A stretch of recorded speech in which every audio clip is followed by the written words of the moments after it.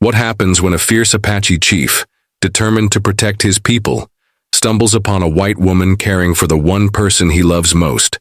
This moment will change their lives in ways no one could have imagined. Thank you so much for watching and for all your comments. Let me know at the end if you liked the story and where you're watching from and why you're following this. The sun beat down mercilessly on the dry plains of Arizona Territory in the summer of 1868. Chief Running Wolf of the Chiricahua Apache tribe rode his painted stallion across the dusty landscape, his weathered face marked with deep lines of worry. For 3 days now, his 7-year-old daughter, Little Fawn, had been burning with fever, her small body racked with coughs that seemed to tear at her chest. "Father, we must hurry," said Swift Arrow, his teenage son who rode beside him.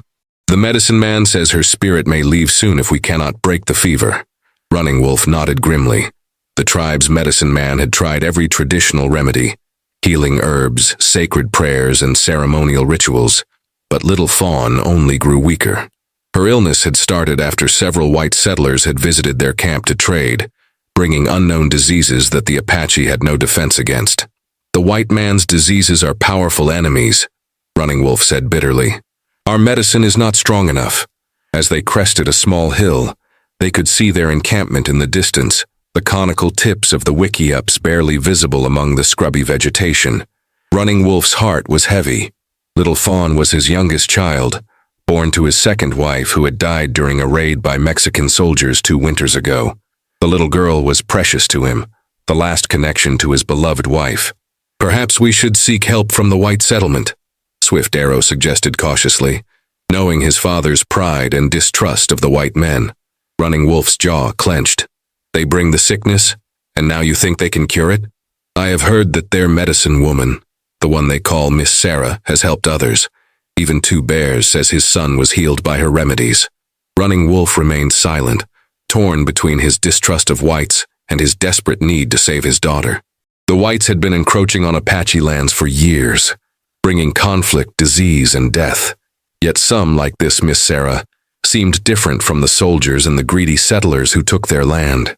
When they reached the camp, Running Wolf's sister, Gray Dove, rushed to meet them, her face lined with concern. "Brother, come quickly. Little Fawn's fever grows worse." Running Wolf dismounted in a fluid motion and hurried to his wickiup. Inside, the air was heavy with the scent of medicinal herbs and smoke from the small fire. Little Fawn lay on a bed of soft furs, her small frame shivering despite the heat. Her face was flushed with fever, and her breathing came in shallow gasps. The tribe's medicine man, Old Raven, sat beside her chanting softly. He looked up as Running Wolf entered, and the chief could see the defeat in the old man's eyes. "My medicine does not reach her, Chief," Old Raven said softly. "The white man's sickness is too strong. Her spirit fights, but her body weakens." Running Wolf knelt beside his daughter and placed a gentle hand on her forehead. The heat radiating from her skin shocked him. Little Fawn's eyes fluttered open, glazed with fever, but she managed a weak smile when she saw her father. "Father," she whispered, her voice barely audible. "I saw Mother in my dreams. She was calling to me." Fear gripped Running Wolf's heart. If Little Fawn was seeing visions of her dead mother, her spirit was already preparing to leave this world. He looked at Old Raven, who shook his head solemnly. "There is nothing more I can do, Chief. The spirits are calling her." Running Wolf stood abruptly. "Then I will seek the white woman's medicine," he declared. "Swift Arrow, prepare the horses. We leave immediately." Gray Dove gasped. "Brother, you cannot trust the white people. They will capture you, or worse." "I will not sit and watch my daughter die," Running Wolf replied firmly. "If there is a chance this white healer can save her, I must try." Within moments they had wrapped Little Fawn in soft blankets. Running Wolf mounted his horse with the child cradled against his chest, her small body burning against his skin. Swift Arrow and 2 trusted warriors would accompany them for protection. As they rode toward the white settlement 10 miles away, Running Wolf's mind was in turmoil. He was risking not only his own life but potentially his tribe's safety by approaching the white settlement. But the alternative, watching his beloved daughter slip away, was unthinkable. "Hold on, Little Fawn," he whispered to the semi-conscious child in his arms. "Your father will find healing for you, even if I must enter the enemy's camp to do so." Sarah Matthews wiped perspiration from her brow as she tended her small garden behind the cabin. At 32, she had been living alone in the Arizona Territory for nearly 3 years, ever since her husband Thomas had been killed by outlaws on his way back from Tucson. The small settlement of Pinewood had become her home, though she kept mostly to herself, focusing on her work as a healer. "Miss Sarah!" a young voice called. Sarah straightened to see Billy Thompson, the blacksmith's 10-year-old son, running toward her. "Miss Sarah, come quick!" "What is it, Billy?" she asked, removing her gardening gloves. "Indians, ma'am, Apache warriors. They're at the edge of town with a sick child." Sarah's heart quickened. Relations with the local Apache tribes had been tense but peaceful for the past year. The presence of warriors in town could mean trouble, especially given the recent rumors of attacks on settlements further south. "Where's Sheriff Davis?" she asked, already moving toward her cabin to gather her medical supplies. "He's there with them, ma'am. He sent me to fetch you. Says one of them's a chief and he's got a real sick little girl. The chief asked for you special." Sarah paused, surprised. "For me? How would an Apache chief know of me?" "Don't know, ma'am, but he seems desperate. Sheriff's keeping folks calm, but people are mighty nervous." Sarah quickly collected her medicine bag, filled with both conventional remedies she'd brought from Boston and local herbal treatments she'd learned from a Mexican curandera who had passed through Pinewood last year. If an Apache child was ill enough for a chief to risk coming into a white settlement, the situation must be dire indeed. As she hurried through the dusty main street of Pinewood, she could see a small crowd gathered at the eastern edge of town. Sheriff Davis stood with his hand casually resting on his holstered gun, speaking to a tall, imposing Apache man who sat astride a magnificent paint horse. In the chief's arms was a small bundle, a child wrapped in blankets. 3 other Apache warriors sat on their horses behind the chief, their faces impassive but their eyes alert, scanning the growing crowd of townspeople. "Here's Miss Sarah now," Sheriff Davis said as she approached. The relief in his voice was palpable. The Apache chief turned to look at her, and Sarah was struck by the intensity of his gaze and the unmistakable fear and desperation in his eyes. Whatever differences existed between their peoples, the love of a father for his child transcended such boundaries. "I am Running Wolf of the Chiricahua," the chief said in surprisingly good English. "My daughter, Little Fawn, is very sick. I am told you have strong medicine, white woman." Sarah stepped closer, keeping her movements slow and deliberate. "May I see her?" she asked gently. Running Wolf hesitated, then carefully lowered the bundle. Sarah gasped softly when she saw the child's condition. The little girl, no more than 7 or 8 years old, was burning with fever. Her breathing was labored, and a quick examination revealed the telltale rash on her chest. "How long has she been ill?" Sarah asked, already reaching into her bag for willow bark to reduce the fever. 5 days, Running Wolf replied. "Our medicine man has tried all remedies, but the fever grows stronger. She cannot drink, cannot eat." Sarah nodded grimly. "It's measles, I believe.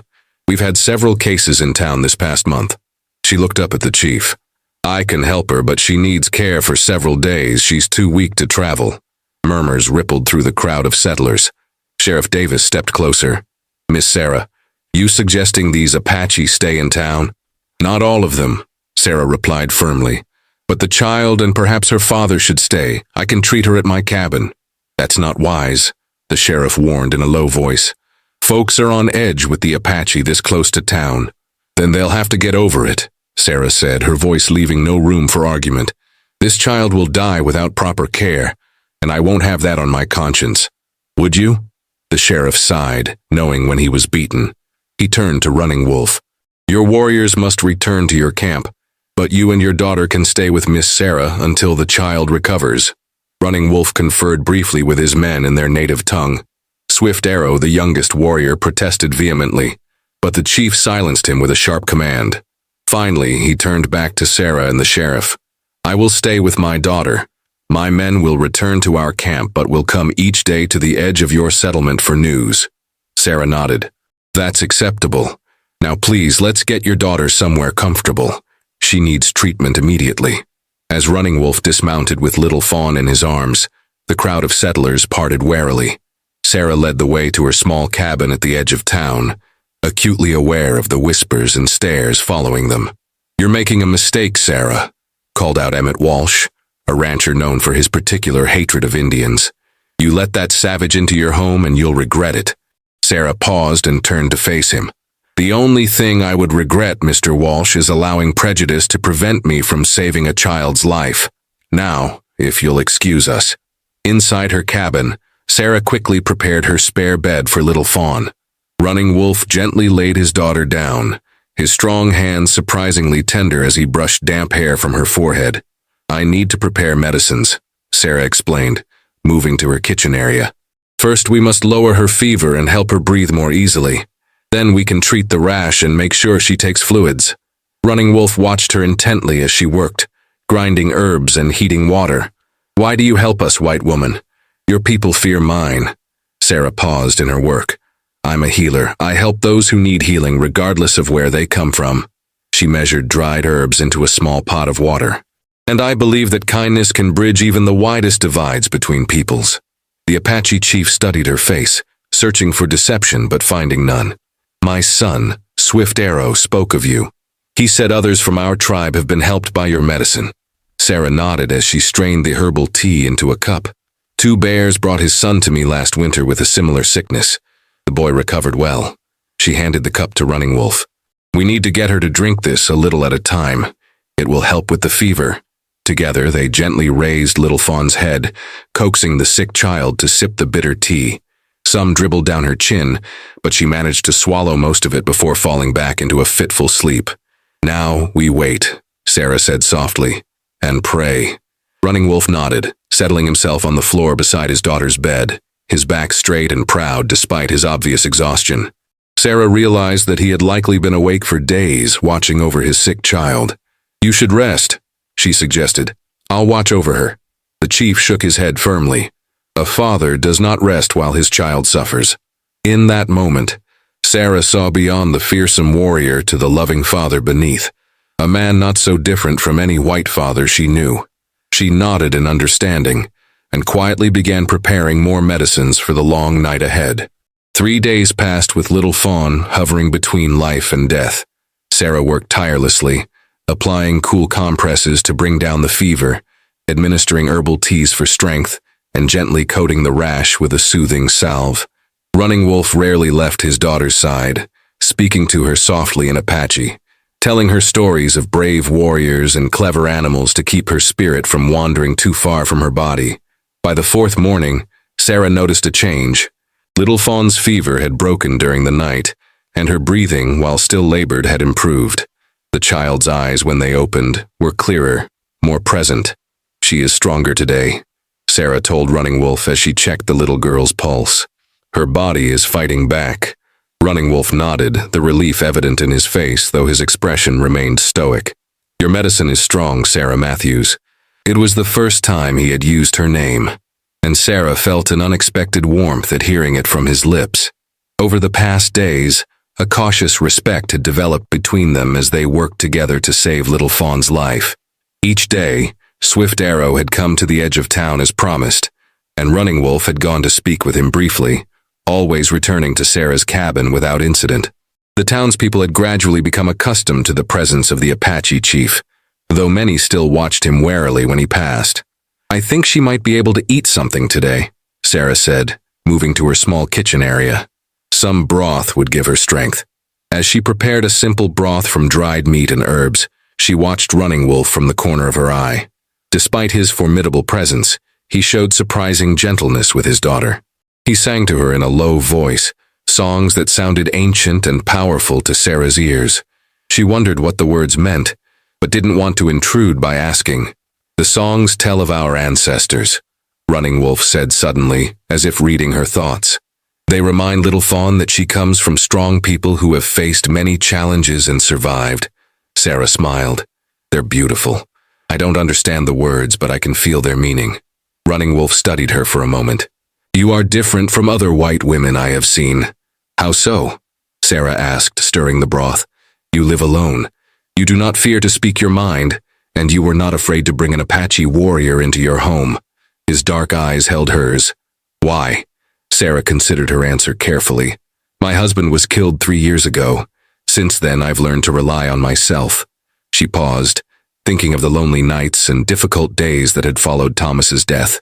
As for not being afraid, I found that fear often prevents understanding, and understanding is the first step toward peace. Running Wolf nodded slowly. Wise words. My people have much fear of the white man's ways, just as your people fear Apache ways. Fear leads to hatred. Hatred leads to war. And innocent children suffer for it, Sarah added softly, looking at little Fawn. Their conversation was interrupted by a knock at the door. Sarah opened it to find Sheriff Davis standing there, his expression grave. Morning, Miss Sarah. Need a word if you don't mind. She stepped outside, closing the door behind her. What is it, Sheriff? Riders came in from Fort Grant last night.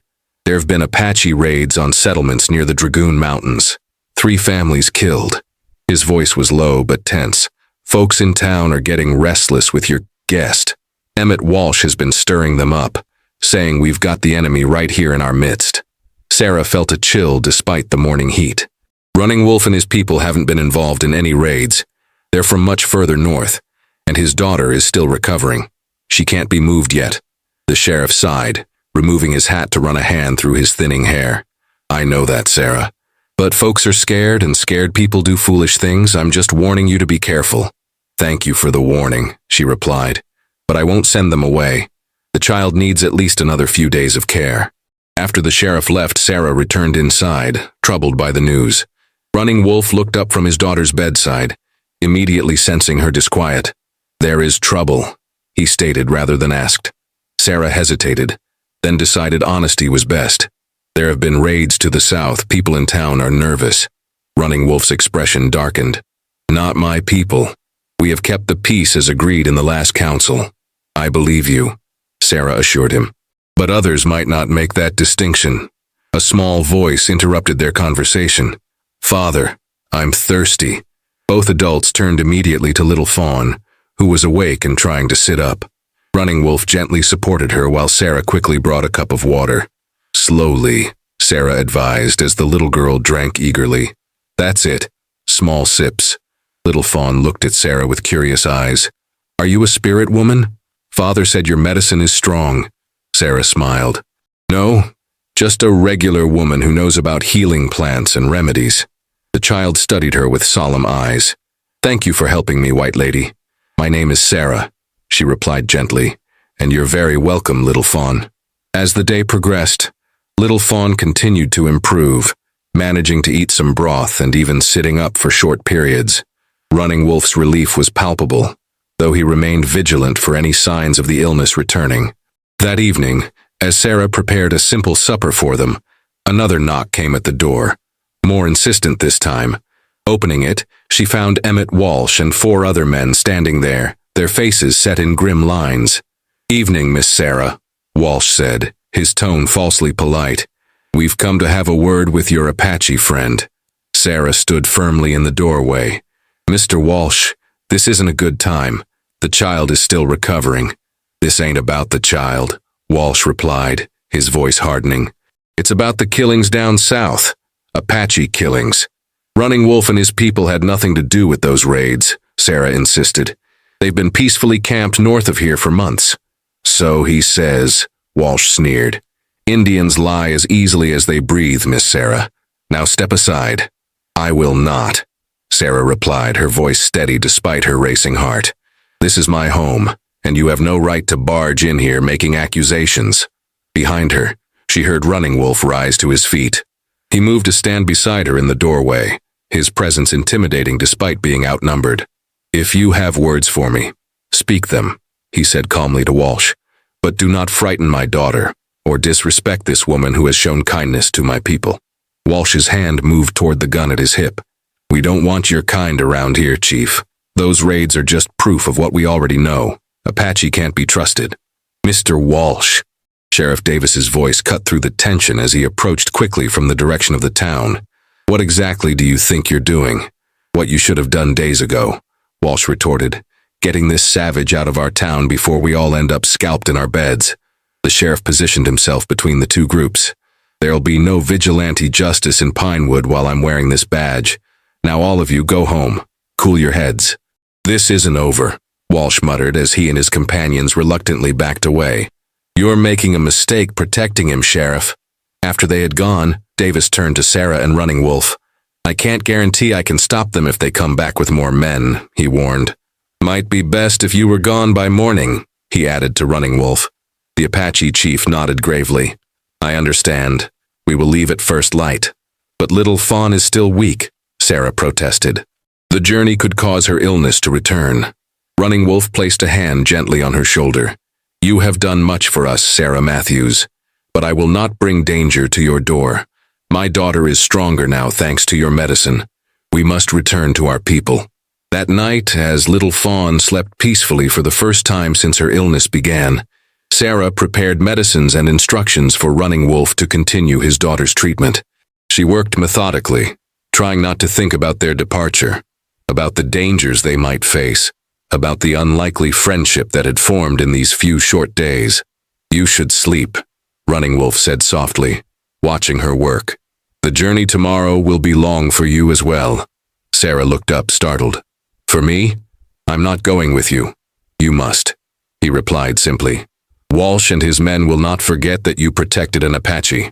They will make trouble for you here." Sarah hadn't considered this, but she realized he was right. By defying Walsh and the others, she had positioned herself as an Indian sympathizer, a dangerous stance in these troubled times. "Where would I go?" she asked, her mind racing. "I can't just leave everything behind." Running Wolf's expression was solemn. "My people would welcome the woman who saved their chief's daughter. You could teach our healers your medicine and learn ours in return. You would be honored among us." The offer stunned Sarah. To live among the Apache, it was unheard of for a white woman. Yet something in the idea called to her, awakened a longing for belonging that she had not felt since Thomas died. "I need to think," she said finally. "This is unexpected." Running Wolf nodded. "Sleep now. The rising sun will bring clarity." As Sarah lay in her bed that night, sleep eluded her. She thought of the life she had built in Pinewood, respected but solitary. And she thought of Running Wolf's offer, a new beginning, a chance to truly make a difference, to bridge two worlds that desperately needed understanding between them. By the time dawn streaked the sky with pink and gold, she had made her decision. The early morning light cast long shadows as Sarah secured the last bundle to her horse. She had packed only what was essential: her medicines and herbs, some clothing, a few precious books, and the silver locket containing a miniature portrait of her late husband. The rest of her possessions she had left in the cabin with a letter for Sheriff Davis, asking him to sell them and forward any money to her sister in Boston. Running Wolf and Little Fawn were already mounted, the child sitting in front of her father, wrapped in a blanket against the morning chill. The little girl looked much improved, though still pale and thin from her ordeal. "Are you certain of this path?" Running Wolf asked quietly as Sarah mounted her mare. She nodded, surprising herself with the calmness she felt. "Yes, there's nothing holding me here now." They rode out as the sun crested the eastern hills, taking a roundabout route to avoid being seen from town. Swift Arrow was waiting at the agreed meeting place, his face lighting up with joy at seeing his sister sitting upright and alert. "Little Fawn," he exclaimed, riding closer. "Your spirit is strong, little sister." The girl smiled weakly. "The white healer woman made me better, brother. She is coming to live with our people." Swift Arrow looked at Sarah in surprise, then at his father. Running Wolf nodded in confirmation. "Sarah Matthews has chosen to join our camp. Her medicine will benefit our people, and in return, we will give her protection and a new home." Swift Arrow studied Sarah for a long moment, then inclined his head respectfully. "Then she rides with us as one of our own."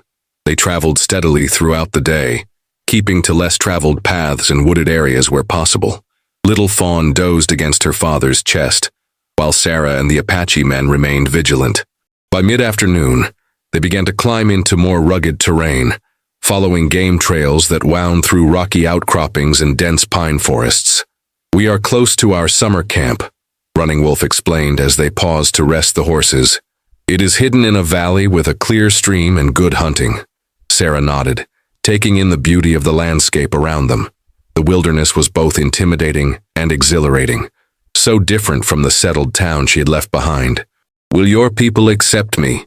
she asked suddenly, voicing the concern that had been growing as they neared the camp. Running Wolf considered her question. Some will welcome you immediately, especially those whose families you have helped before. Others may take time to trust. But you come under my protection, and as chief, my word is respected. An hour later, they crested a ridge and Sarah got her first view of the Apache camp nestled in a verdant valley below.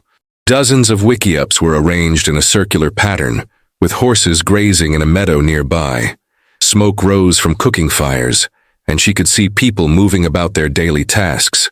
As they descended into the valley, their approach was noticed. Children pointed and called out, and soon a group of Apache had gathered to meet them. Sarah felt her heart race as dozens of curious eyes turned to her. An elderly woman stepped forward, her face deeply lined but her eyes sharp. She spoke rapidly in Apache to Running Wolf, occasionally glancing at Sarah with undisguised suspicion. Running Wolf replied calmly, gesturing toward Little Fawn, who had perked up at the sight of her people. The old woman moved to the horse and reached up to touch the child's face, checking her temperature and examining her eyes. After a moment, she nodded and spoke again to Running Wolf. Grey Dove welcomes you, Running Wolf translated for Sarah. She is my sister and our camp's most skilled healer after Old Raven. She says Little Fawn's spirit has returned strongly to her body, thanks to your medicine. Sarah dismounted, approaching Grey Dove with respect. I'm honored to meet you, she said, though she knew the woman couldn't understand her words. To her surprise, Grey Dove took her hands and examined them closely, turning them over and tracing the lines on her palms. The old woman said something that made several of the gathered Apache murmur in surprise. What did she say? Sarah asked Running Wolf. She says your hands have healing in them, like her own. She wishes to learn your medicine, and to teach you ours. He looked slightly surprised. It is a great honor. Grey Dove rarely takes anyone as a student.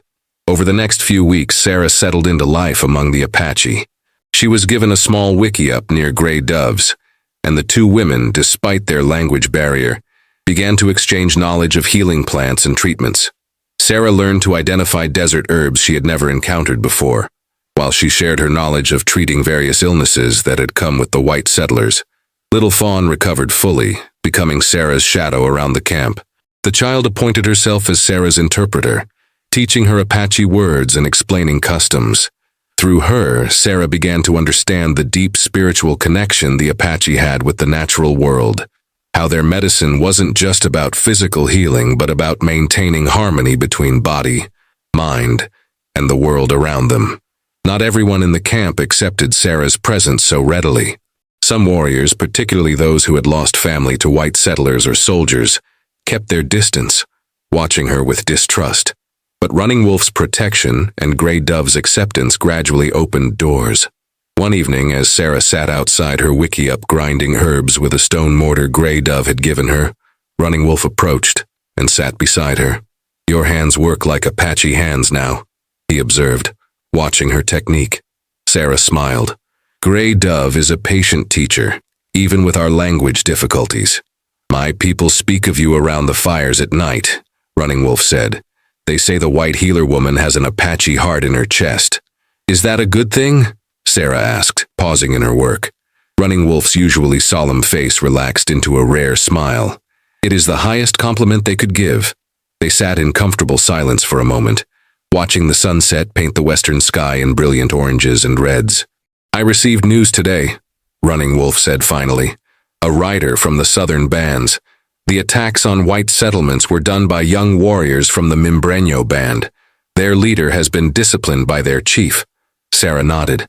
I never believed it was your people. The problem is that the white military does not make such distinctions. They see all Apache as one. His expression grew troubled. There is talk of soldiers moving into this region soon.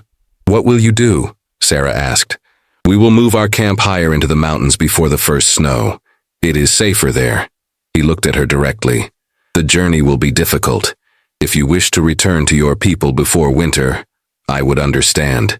The question caught Sarah by surprise. In the weeks she had been with the Apache, the thought of returning to white society had not crossed her mind. Here, despite the hardships of camp life, she had found purpose and belonging that had been missing in Pinewood. These are my people now, she said simply. Where you go, I go. Something flickered in Running Wolf's eyes. Relief, perhaps, or something deeper.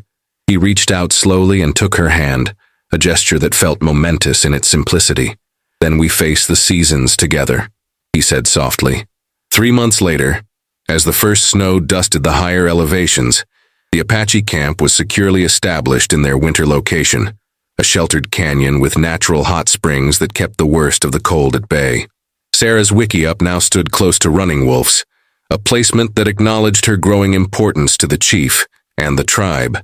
In the large communal wickiup that served as a gathering place, a celebration was underway. Little Fawn, fully recovered and thriving, was performing her first ceremonial dance, a coming-of-age ritual that had been delayed by her illness. Sarah watched proudly as the little girl moved gracefully to the rhythm of drums and singing, her steps sure and strong. Grey Dove sat beside Sarah, nodding in approval. "She dances well," the old woman said in halting English, one of many exchanges between them as each learned the other's language. "Strong spirit." "Yes," Sarah agreed. "Very strong." Running Wolf approached and sat on Sarah's other side, his shoulder just touching hers, a subtle acknowledgement of their deepening relationship. "My daughter lives because of you," he said quietly. "My people are healthier because of your knowledge. And He paused, searching for words. "I have found a path I did not expect." Sarah smiled, feeling a contentment she had never imagined possible when she made her impulsive decision to leave Pinewood. Here, among people once considered enemies, she had found healing for her own heart and a new purpose for her skills. "Sometimes the greatest medicine comes from crossing the boundaries that separate us," she replied, watching Little Fawn complete her dance to appreciative calls from the gathered tribe. As winter settled over the mountains, Sarah Matthews, once an outsider, now embraced as part of the Apache family, looked toward the future with hope. The path ahead would not be easy, with tensions between whites and Apache continuing to grow, but she had found her place as a bridge between two worlds, and in that role, perhaps she could help heal more than just physical ailments. Running Wolf took her hand as they watched the celebration continue, his fingers intertwining with hers in a gesture that needed no translation in any language. "Two paths becoming one," he said softly. "This is the strongest medicine of all."